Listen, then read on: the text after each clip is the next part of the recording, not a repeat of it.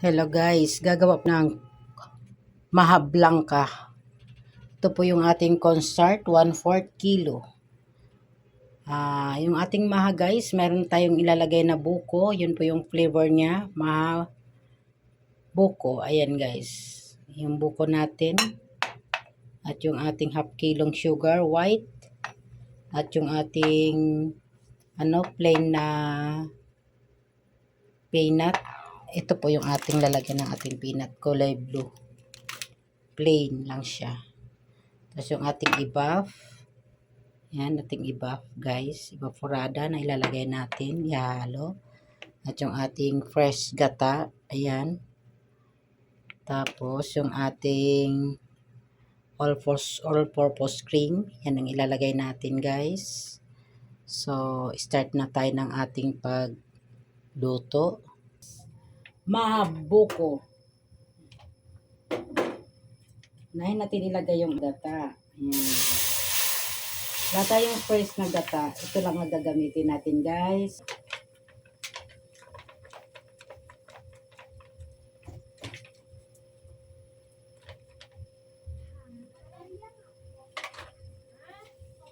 Yan. Yan. Mag-add tayo ng tubig. Isang baso.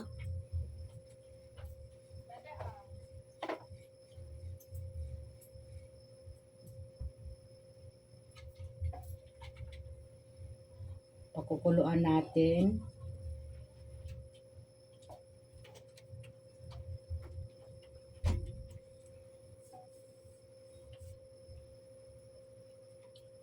At pag kumulo, ilagay na natin yung ating asukal na puti.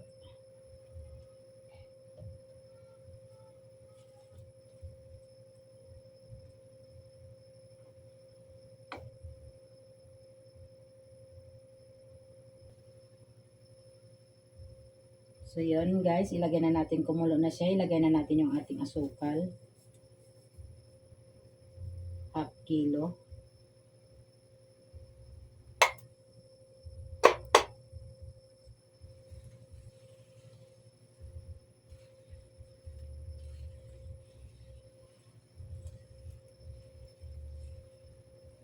Ilagay na rin natin yung ating buko para maluto na siya sa pagkulo ng ating gata.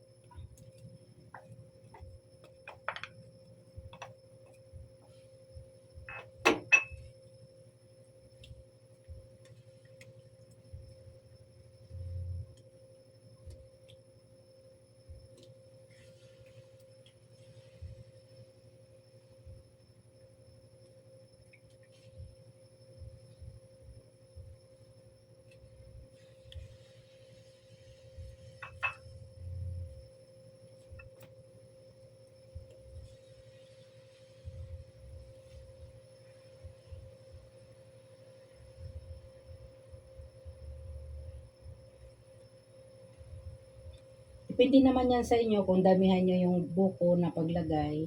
Sa akin, tama na yung isang ganito. Siguro yung isang ganito, ang ano nun, kalahati ng buko. Yun. Marami naman po siya.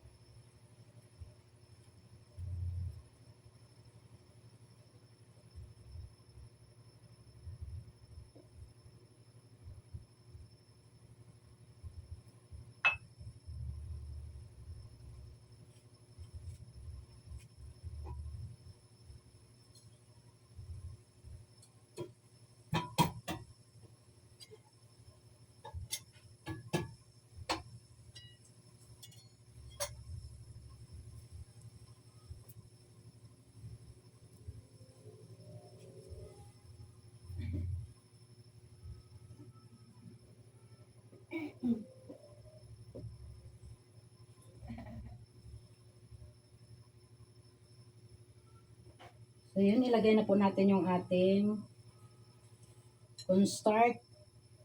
Medyo nag-sticky na po yung ilalim. Panawin muna natin bago natin ilagay.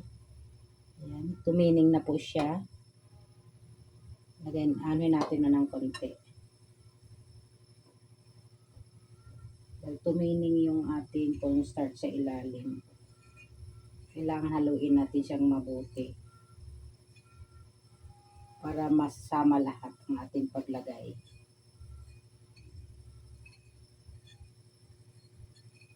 Ayan, ilagay na natin.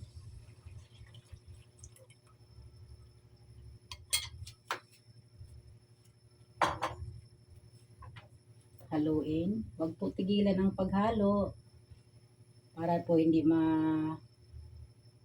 sunog yung ilalim.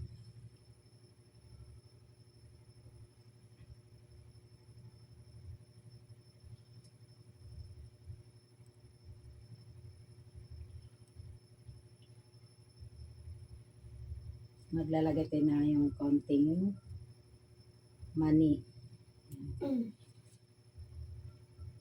Tapos yung iba noon, ipla-toppings natin sa ibabaw.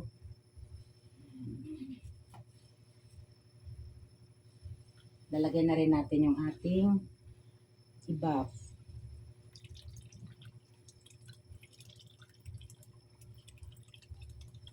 Kalahati lang ilalagay ko dahil kaunti lang naman yung ating gagawin.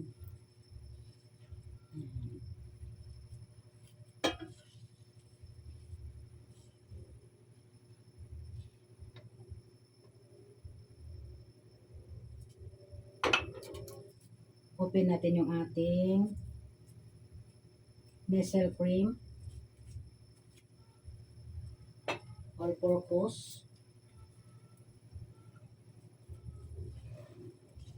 Lalagay na rin natin.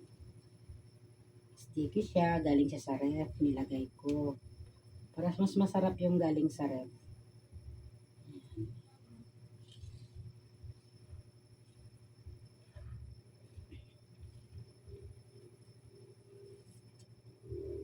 Yan.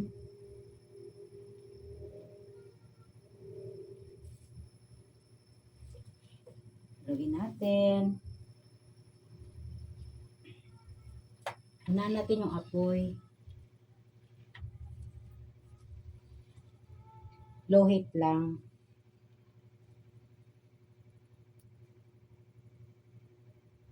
Mabilis na po siyang tumigas.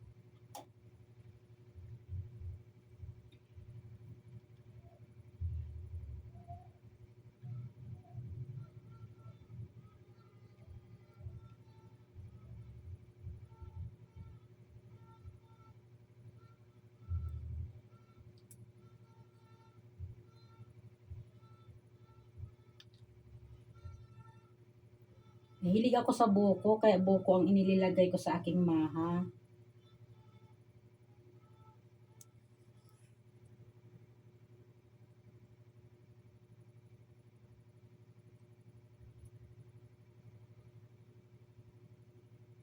Kaya maha buko flavor yung ating gagawin.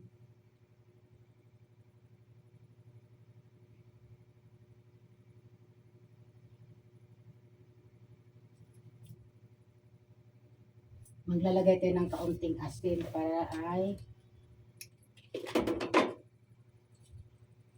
mas masarap. Ito tayo para mas masarap. Yun.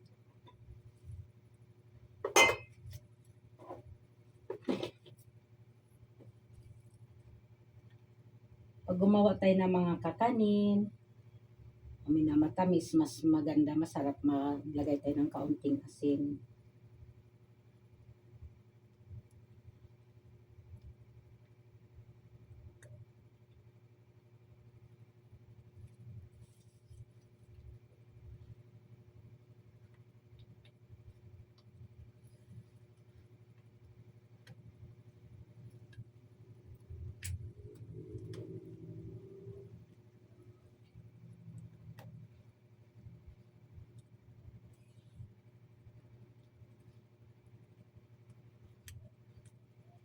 Low heat lang para hindi siya nasunog kaagad at masarap haluin, smooth lang siya.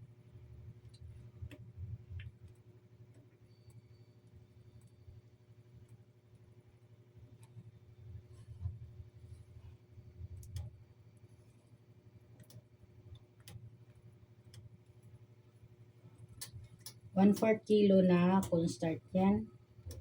Yung ating ginawa. 1/4 kilong cornstarch, half kilo na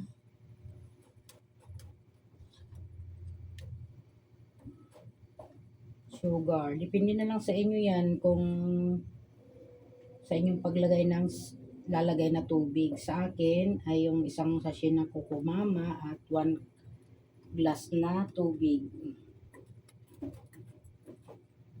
At kalahating iba.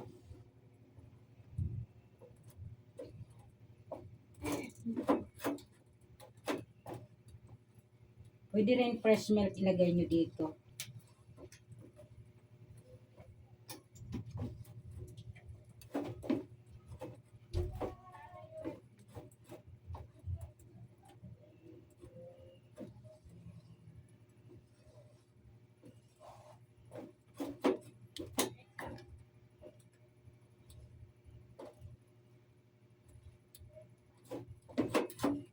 Ayan, pwede na siya. Luto na siya. Ilagay na natin sa lalagyan.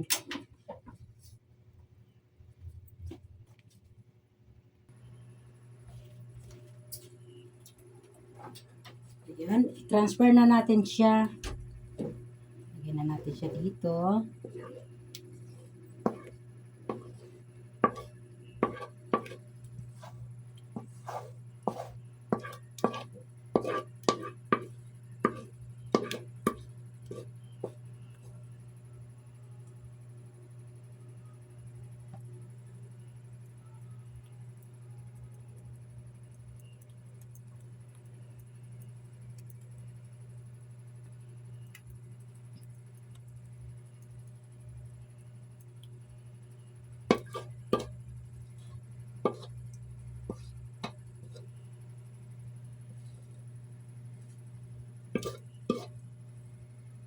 Sarap ng ating texture ng ating maha.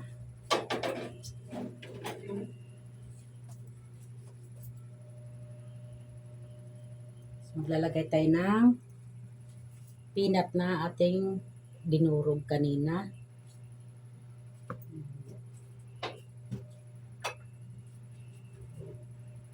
Ito yung ating itataping sa kanya. Ibubudbud natin sa ibabaw.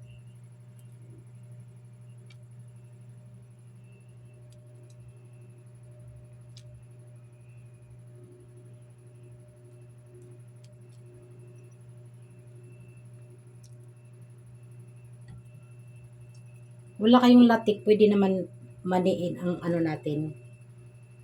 Mani ang ilalagay natin sa ibabaw. Ayan.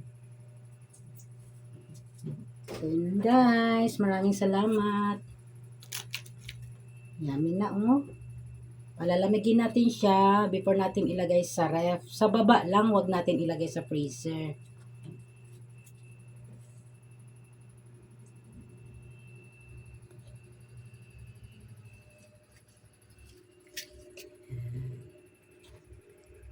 Yummy!